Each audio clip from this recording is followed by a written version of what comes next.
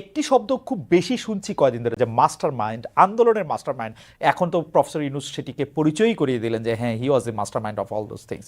দেখুন, আন্দোলনটা বৈষম্যবিরোধী ছাত্র আন্দোলন, যেটি একটি সাধারণ শিক্ষার্থীদের প্ল্যাটফর্ম, যেখানে বিভিন্ন রাজনৈতিক দলের নেতাকর্মীরাও ছিলেন। তো আন্দোলনটা আমরা এই আন্দোলনটাকে এখন আমরা বলতেছি যে এটা একটা লিডারলেস মুভমেন্ট, যে আন্দোলনের আসলে কোনো একক নেতৃত্ব ছিল না, বরং সাধারণ মানুষই এটাকে এগিয়ে নিয়ে গেছে। কিন্তু আন্দোলনের একটা প্রেক্ষিতে কিন্তু আন্দোলনটা পরিচালনা করতে হয়েছে। সেক্ষেত্রে হয়তো আমরা গুটি কয়েক শিক্ষার্থী আর সারা দেশে আরো কিছু শিক্ষার্থীদের সাথে সমন্বয়ে পিছন থেকে এটা পরিচালনা করেছি। সেক্ষেত্রে কিন্তু আমাদের নানা জনই আসলে বুদ্ধি পরামর্শ দিয়েছেন। যার ক্ষেত্রে এই কথাটি বলা হচ্ছে, তিনি বিশেষভাবে আমাদেরকে পরামর্শ দিয়েছেন এবং পিছন থেকেই সাহায্য সহযোগিতা করেছেন। কিন্তু তিনি এবং আমরা কেউ এই আন্দোলনের মাস্টার মাইন্ড এই শব্দটার সাথে কিন্তু একমত নই। সেটি হয়তো ভালোবাসার জায়গা থেকে ডক্টর ইউনূস সেটা বলেছেন, কিন্তু আমরা আসলে এটা এমন ভাবে দেখতে চাই না। আমরা এটা একটি জনতার স্বতঃস্ফূর্ত আন্দোলন হিসেবেই দেখি।